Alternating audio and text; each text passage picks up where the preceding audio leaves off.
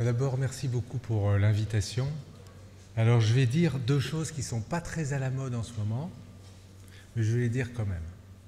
D'abord, je suis très content d'être là, parce que pour moi, comme beaucoup de Français, le Maroc, c'est un pays frère. Je sais que ce n'est pas très à la mode, parce qu'on pense tout de suite pays frère, Russie et compagnie. La deuxième chose, c'est que au Maroc, il y a un plan. Et on suit le plan. Alors là aussi, c'est pas très à la mode, parce que vous savez qu'en Ukraine, on suit le plan aussi.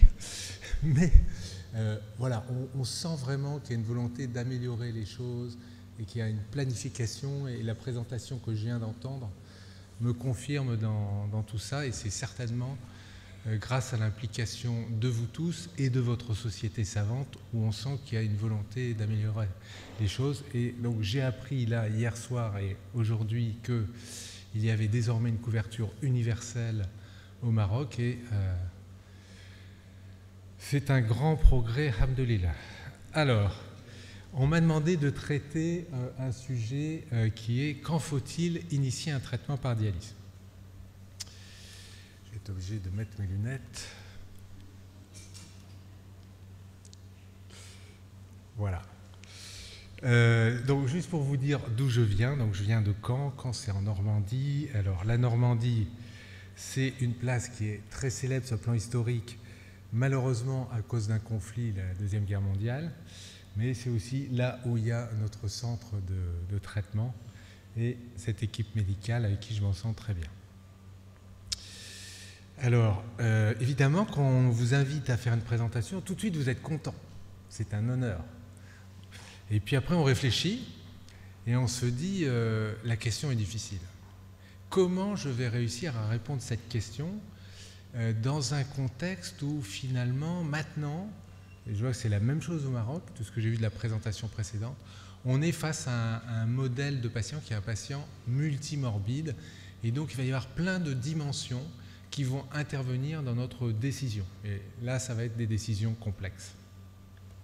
Donc je me suis dit que ça allait être très compliqué, mais vu qu'on avait battu le Maroc, il fallait que je relève le défi de cette présentation.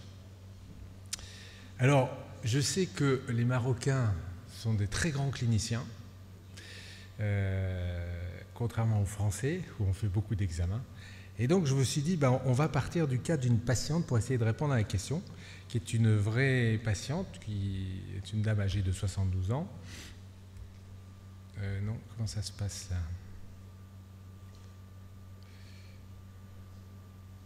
Alors, je ne vois plus mon écran, moi.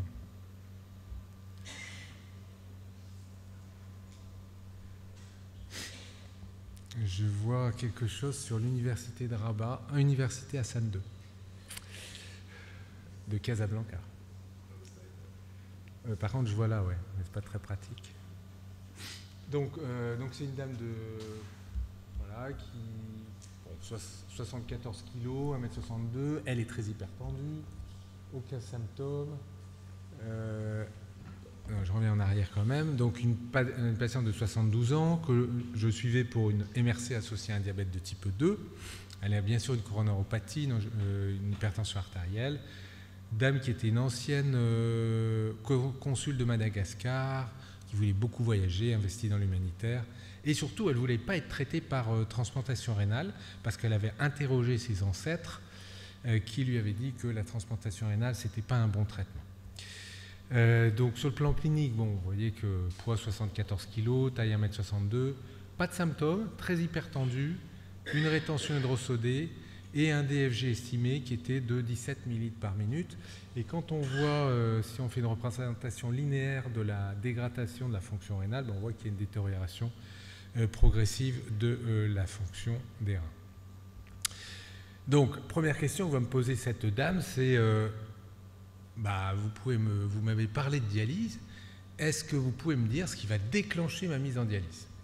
Alors je peux lui répondre, oui, il y a forcément des critères pour décider de la mise en dialyse, car comme on l'a dit tout à l'heure, il y a eu des grands experts internationaux qui, dans les CADIGO, ont dit qu'il fallait débuter une dialyse quand il y a des signes neurologiques, une anorexie, une perte de poids, imprurite, péricardite, surcharge, acidose, anomalie hydroélectrolytique. Toutes des choses qu'on connaît très bien.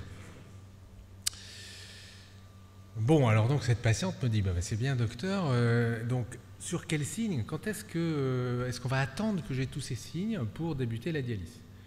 Et là finalement, je dois répondre, non, parce que un des objectifs, c'est quand même d'éviter la prise en charge en dialyse en urgence. C'est très bien, on veut éviter la dialyse en urgence, mais ce que l'on observe, c'est que parmi les patients qu'on suit depuis longtemps, les early, il y en a quand même 30% qui démarrent en urgence. Et bien sûr, ceux qu'on suit, qu'on reprend en charge assez tardivement, ce qui doit être malheureusement le cas souvent au Maroc, alors là, c'est 90% de prise en charge en dialyse en urgence. Et ça, c'est un problème international. Vous voyez qu'en France, c'est des données assez anciennes, mais les chiffres n'ont pas changé.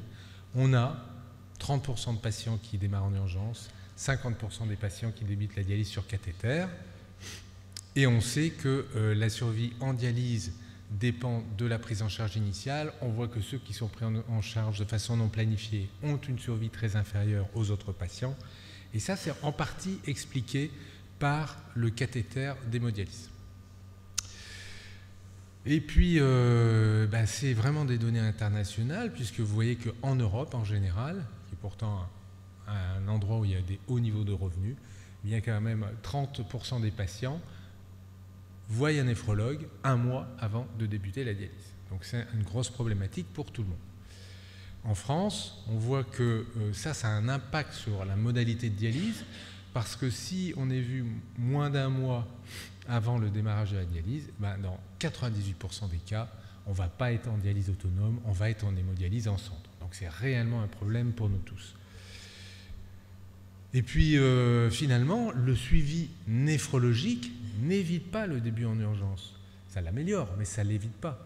Et les données de la grosse cohorte CKD1, qui étaient déjà des malades assez sélectionnés, montrent très bien que même chez des patients qui ont un suivi néphrologique régulier, inclus dans un protocole, il y a quand même une grosse proportion qui débute en urgence. Et le fait de débuter en urgence, c'est associé à quoi? À une mauvaise connaissance en santé, donc à un problème d'éducation en santé. On en a parlé tout à l'heure sur cette fameuse éducation à la santé. C'est l'isolement, parce que oui, quand on vit tout seul, on se prend moins bien en charge. Mais je ne crois pas que ça soit beaucoup le problème du Maroc. Et puis, c'est les comorbidités, en fait. Donc, ça reste un problème. Alors, docteur, est-ce que vous pouvez me dire si vous avez un vrai critère alors, pour débuter la dialyse, genre la clairance de la créatinine? Alors, j'aurais envie de répondre, on veut me nuire. Hop, encore le truc qui sort de la fac, à moins que ce soit une pub. Alors, quand c'est trop compliqué, on peut appliquer ce qu'on appelle le principe d'Occam Razor. On prend la solution la plus simple. Alors oui, quand le DFG sera à temps, on va vous dialyser. Mais on sait tous que la solution la plus simple n'est pas forcément la meilleure. Pourquoi? Déjà, pour estimer le DFG, on va utiliser la créatinine.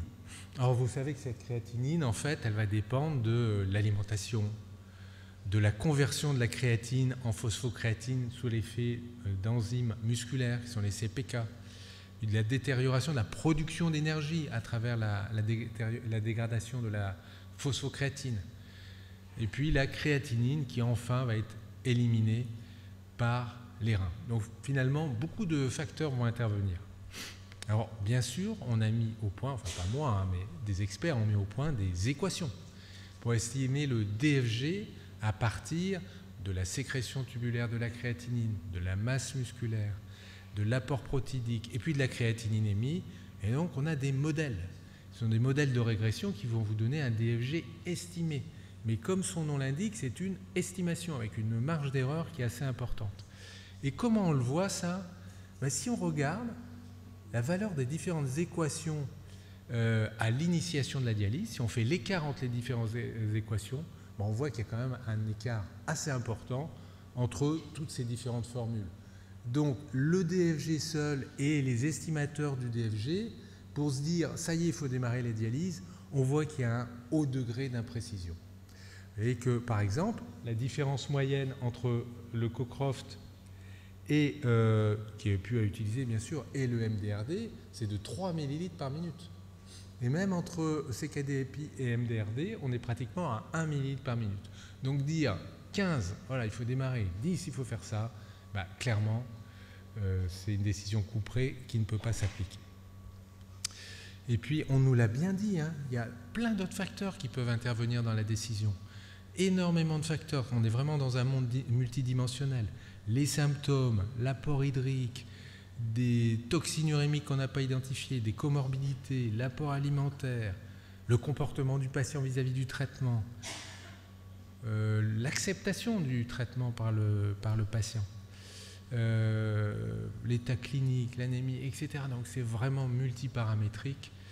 Et comme me l'a dit récemment une jeune collègue belge, l'adéquation, c'est l'acceptation. Et pourquoi je dis ça? Ben parce que la SONG initiative, que vous connaissez tous, hein, qui a essayé de définir un cœur de préoccupations communes entre les patients dont on s'occupe finalement et les néphrologues, ben, a bien montré qu'on n'avait pas toujours les mêmes préoccupations. Si vous regardez côté droit, le patient, lui, c'est pas la survie, c'est possibilité de voyager, temps libre, dialyse dite adéquate. Mais pour un patient, une dialyse adéquate, c'est une dialyse qu'il accepte. Alors pour le néphrologue, ben forcément les médecins, la survie, l'hospitalisation, la pression artérielle. Mais parfois, il faut quand même s'interroger sur qu'est-ce que la survie? Gagner 3 ou 4 mois de temps, est-ce que c'est si important que ça si on a un impact très négatif sur la vie de nos patients? Donc ça rajoute de la complexité. Ce qui rajoute de la complexité dans cette décision de mise en dialyse, c'est la pratique médicale. Là, vous voyez, c'est une étude canadienne dans une même province. C'était la province de l'Ontario. Une même province. Ben, on voit très bien qu'entre les différentes régions de cette province, il y a une grande différence dans le DFG à l'initiation de la dialyse. Or, c'est le même pays, c'est le même système de santé, c'est le même accès aux soins. Donc ça veut dire que ce qui change, c'est la décision médicale. Et puis, et je suis très content d'avoir entendu la précédente présentation, ce qui change aussi, c'est notre responsabilité individuelle. C'est que la décision, elle ne dépend pas que de critères médicaux. On doit faire des choix, et la décision, elle dépend des ressources économiques en santé. Et évidemment, ce n'est pas du tout la même chose d'être un néphrologue qui exerce aux États-Unis, où vous voyez que la prévalence de l'insuffisance rénale chronique est très élevée, forcément, il y a des moyens. Et puis d'être un néphrologue qui travaille en Afrique ou même en Europe, où on a moins d'argent. Donc on doit faire des choix. Et ce n'est pas à vous que je vais expliquer que les choix, on fait au mieux avec les moyens dont on nous donne et on est obligé de s'adapter. Et je suis très content d'apprendre qu'il n'y aura plus de liste d'attente en dialyse au Maroc. Donc vous l'avez compris, il y a une grande variabilité interindividuelle de la décision d'initiation de dialyse. Alors Barack Obama en 2015 avait lancé une grande initiative qui était la médecine de précision. On allait prendre une décision adaptée à chaque individu en fonction de tous ces paramètres. En 2023, heureusement, on est revenu de tout ça et on est reparti dans la médecine d'imprécision. C'est celle qu'on doit accepter. Il n'y a pas de décision couperée. Il faut prendre en compte l'incertitude et l'étendue de l'incertitude. Et ça, c'est pas facile. Alors bon, tous ces grands discours, c'est bien beau, mais ma patiente, elle va me dire, oui, mais est-ce que je vais devoir être traité par dialyse un jour, docteur? Je vais dire, oui, il y a une classification, les CADIGO, avec le stade 4 et 5. 4 et 5, c'est grave. C'est une altération sévère de la fonction rénale. Et en plus, si vous avez beaucoup de protéinurie, alors là, vous avez de grandes chances de vous retrouver en dialyse, dans une mauvaise situation. Alors les CADIGO, c'est très bien, mais d'abord, il faut toujours se rappeler qu'on utilise le DFG qui est extrêmement variable dans son estimation. Et le deuxième truc, c'est que le CADIGO ne nous dit pas quand est-ce qu'on doit débuter la dialyse. On nous dit vous êtes à risque, quoi. Et ça ne répond pas à la question. Bon, alors donc, patiente me dit, dans ces cas-là, docteur, peut-être qu'il faut mieux que je débute préventivement. Alors là, je peux lui répondre, bah oui, il y a des données sur ce sujet. Alors, premièrement, elle avait choisi d'être traitée par la dialyse péritonéale, vous êtes diabétique, attention, début précoce, vous risquez d'être exposé aux complications de la méthode. Début tardif, le risque, c'est les complications de l'urémie. Est-ce qu'on a des données? Oui, on a l'étude idéale qui a été faite par nos collègues australiens et néo-zélandais. Ils ont inclus des patients australiens âgés de plus de 18 ans avec un DFG entre 10 et 14 minutes. Et là, ils ont fait un tirage au sort. C'est une de rares études en dialyse où on a des tirages au sort. Et ils ont traité les patients soit par un début précoce, entre 10 et 14, et un début tardif entre 5 et 7 minutes. Et ils se sont intéressés à la mortalité. Ce qu'il y a quand même, c'est qu'on voit que c'est vraiment pas facile de faire des études randomisées en dialyse parce qu'ils ont screené près de 3000 patients, ils ont fini par réussir à en inclure environ 800. Déjà, première information, c'est peut-être pas applicable à tout le monde. Si on regarde les caractéristiques des sujets inclus dans l'étude, c'est pour un pays type occidental, on va dire, c'est quand même des patients qui sont un peu plus jeunes, 60 ans. En France, la dialyse, c'est 70 ans, 75 ans. Mais quand même très malades, 50% de diabétiques et des maladies cardiovasculaires.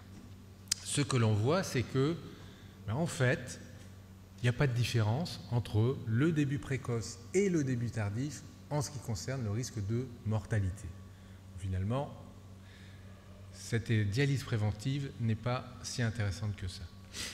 Et puis, dans les analyses des critères secondaires, on voit que le début tardif augmentation du risque d'hospitalisation. Donc, oui, il faut sûrement débuter la dialyse quand on n'a plus de fonction rénale, soit que le DFG est inférieur à 5, ça c'est sûr, mais le bénéfice d'une dialyse précoce n'est pas du tout démontré. Pourtant, beaucoup le font, parce que si on regarde le DFG estimé à l'initiation de la dialyse en France, qu'est-ce que l'on voit? On voit qu'il y a quand même une forte proportion de patients qui débutent la dialyse avec un DFG supérieur à 10 minutes. Donc la pratique médicale n'est pas celle de l'étude idéale. Et ce que l'on peut voir sur ces deux graphiques, c'est que si on fait un modèle non ajusté, la partie de gauche, on va voir que si on débute précocement, on augmente la mortalité. Mais si on ajuste sur les comorbidités, le graphique de droite, on voit que cette différence se gomme totalement. Donc finalement, cette dialyse un peu précoce, elle peut être intéressante chez des patients qui ont des comorbidités. Enfin, en tout cas, elle n'aggrave pas, on ne peut pas dire qu'elle améliore la survie, mais elle n'aggrave pas la mortalité. Alors là, c'est une autre étude qui est beaucoup plus intéressante. Ils ont pris des sujets pas malades à part le rein. C'est-à-dire pas de diabète, pas de comorbidité. Et ils ont regardé quel était l'effet d'une dialyse précoce en séparant deux groupes, les dénutris et les non dénutris. Et ce qu'ils ont observé, c'est que chez les sujets qui sont vraiment en grande forme, pas de comorbidité, pas de diabète, pas de dénutrition, si on débute la dialyse à plus de 15 minutes, eh bien là, on va augmenter la mortalité. Donc, j'ai dépassé mon temps. Non, j'ai été... Ouais. Merci. Il y a quand même la climatisation au Maroc.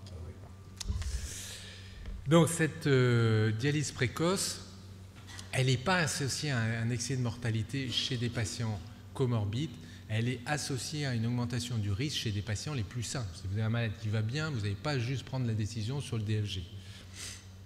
Mais elle pourrait être intéressante chez un dénutri et un patient comorbide. Ok, bon quand est-ce que je vais devoir débuter la dialyse? Je n'ai toujours pas la réponse à ma question. Alors oui, mais il y a des équations qui vont nous permettre de dire ça. La première équation, c'est l'équation KFRE. C'est une équation qui permet, à partir de l'âge, du sexe, du DFG estimé, de l'albuminémie, du calcium, du phosphate, du bicarbonate et de l'albumine sérique, de prédire le risque de dialyse ou de greffe au bout de 2 ans et 5 ans. Alors, population, attention, ce n'est pas nous, ce sont des Canadiens. Et l'événement à prédire, c'était dialyse ou transplantation rénale. là, le décès était censuré. Ça veut dire qu'on fait comme si le décès, ce n'était pas un événement, ce qui est un peu bizarre. Et donc, le modèle est bon, hein, là, je ne vais pas rentrer dans les détails, mais on voit qu'on peut même réduire l'équation à 4 variables, le DFG, l'âge, le sexe et l'albuminurie. Et donc, on peut facilement se connecter sur Internet, rentrer les paramètres de nos patients, donc c'est ce que j'avais fait pour cette dame. Et là, on nous donne le risque à 5 ans, vous voyez que c'est quand même supérieur à 75%, le risque à 2 ans, 33%. Et ça peut être intéressant pour essayer de programmer un petit peu la prise en charge, notamment si on veut faire une transplantation rénale sans passer par le stade de la dialyse, par exemple si on a un donneur vivant.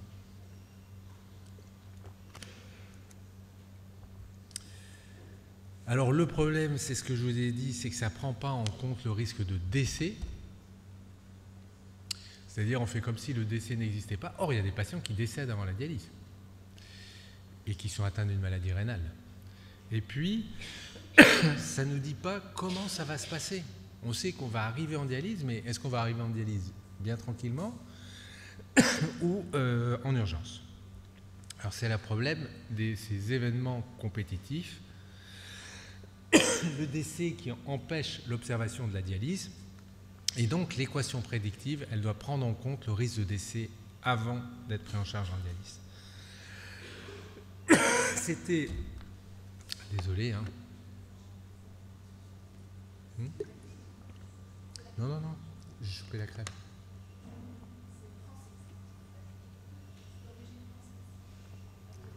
L'acrylique est d'origine française. Voilà, on nous accuse de tout.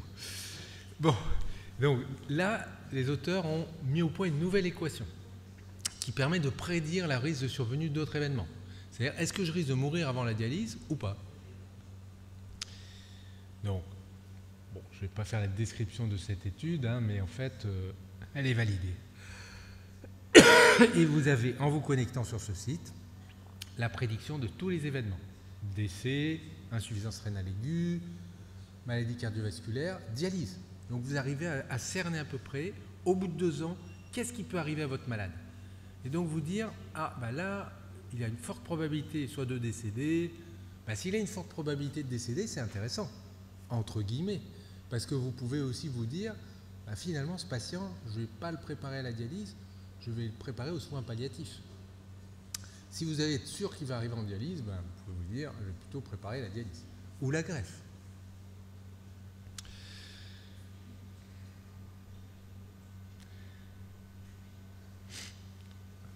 Donc on a plusieurs modèles, plusieurs équations qui nous permettent d'estimer un petit peu ce que va devenir notre patient, parce que comme on a du mal à prendre la décision, on est obligé de s'aider d'estimateurs différents du DFG. Mais cette patiente qui était très bien informée me dit « Mais docteur, attention, moi j'ai un diabète. On m'a toujours dit qu'en cas de diabète, il fallait débuter la dialyse avant tout le monde. » La réponse c'est non, parce que même si on a un diabète, ça ne veut pas dire qu'il faut débuter la dialyse précocement. Et ça a été bien montré dans cette revue de littérature très extensive, où on montre que ce n'est pas le diabète qui fait qu'on va débuter avant. Donc ce n'est pas parce que vous avez un diabète qu'il faut, 15 minutes, comme on apprenait avant, un diabétique, 15 minutes, il faut le dialyser. Ça n'est pas vrai. Qu'est-ce que c'est que cette histoire de trajectoire? De trajectoire, ça veut dire, docteur, vous m'avez dit que dans 2 ans, je dois dialyser, mais comment ça va se passer? Comment ça va se passer? En fait, il va y avoir 3-4 trajectoires selon les modèles. C'est des modèles mathématiques qui ont reproduit les trajectoires. Et vous voyez que malheureusement, il y a des trajectoires où c'est la trajectoire catastrophique. On suit le malade, tout va bien, et puis à un moment, paf, tout va se dégrader. C'est le groupe 4. On va se retrouver en insuffisance rénale préterminale. Alors ça, c'est quand même intéressant parce que qu'est-ce qu'on voit qui est associé à ça? C'est bien sûr l'insuffisance cardiaque, mais ça, ce n'est pas une grande découverte. C'est quelque chose qui arrive dans la vie du patient, c'est les épisodes d'insuffisance rénale aiguë. Ou même, si on croit qu'il a récupéré, en fait, le fait d'avoir fait des petites agressions comme ça rénales, ça fait que vous avez un risque beaucoup plus élevé de vous retrouver en dialyse. Donc si vous avez un patient qui a une maladie rénale chronique, une cardiopathie et qui en plus va faire, je sais pas, une petite gastro-entérite et hop, on va avoir la crête qui monte puis ça rebaisse, lui, vous devez vous dire, c'est quelqu'un qui risque de détériorer rapidement sa fonction rénale et donc vaut mieux que je le prépare à l'avance parce que peut-être qu'il va débuter la dialyse en urgence. Alors, ces variables qui sont associées aux différentes trajectoires, en fait, ce qu'on voit, c'est que je vous avais mis au départ le cas de cette patiente avec une décroissance linéaire de sa créatinine, de sa fonction rénale. Ben non, la décroissance, elle n'est pas linéaire, ça n'existe pas. Un DFG qui est pris isolément, ça ne sert à rien finalement. Ça nous donne une sorte de marqueur du risque, mais on ne connaît pas la trajectoire derrière. Et ce qui est très important, c'est ce qu'on a tous constaté, hein, ces petits patients qui, hop, font des petits trucs, des petites montées de créate. Ben ça, c'est quand même un critère qui doit nous dire, attention, il faut que je le prépare. Et donc, il y a une autre chose qu'on peut faire, mais je ne pense pas que ça soit applicable au Maroc dans le défi actuel que vous avez de l'extension de la couverture sociale. Donc, vous allez avoir plein de malades qui vont arriver en dialyse. Et donc, j'ose quand même vous parler de dialyse incrémentale, mais je pense que dans les années qui viennent, ça ne va pas être trop votre problématique, c'est plutôt la nôtre, puisqu'on a on a un peu plus d'avance sur vous. C'est pour raison financière, hein, j'entends. C'est l'idée de se dire, ce patient est instable, il n'a pas besoin de beaucoup de dialyse, il a besoin d'être stabilisé. Donc je peux lui faire soit de la dialyse péritonéale incrémentale, si le problème c'est cardiovasculaire, surcharge hydrosodée, ben, je vais mettre un échange par jour.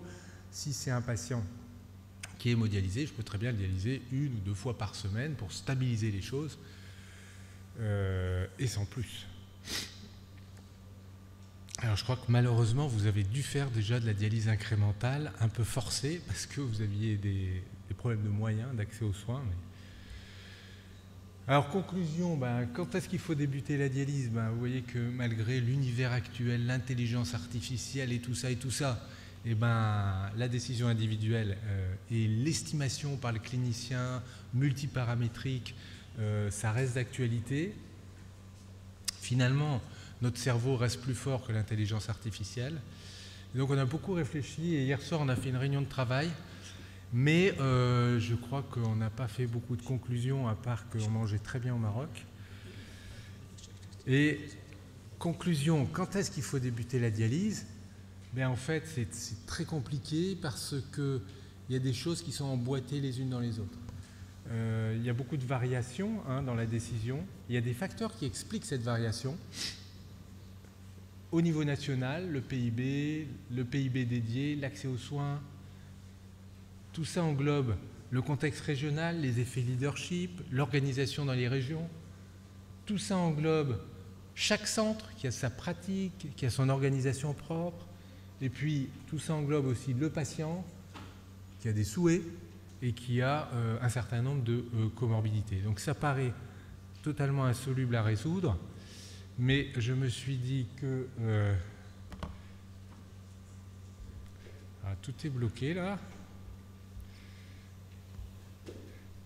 Je me suis dit que j'avais bien réussi à monter le tube Kral, c'est comme ça qu'on dit. Hein, et donc je suis sûr que vous allez réussir à résoudre tout ça dans vos recommandations qui seront évidemment très utiles. Je vous remercie de votre attention.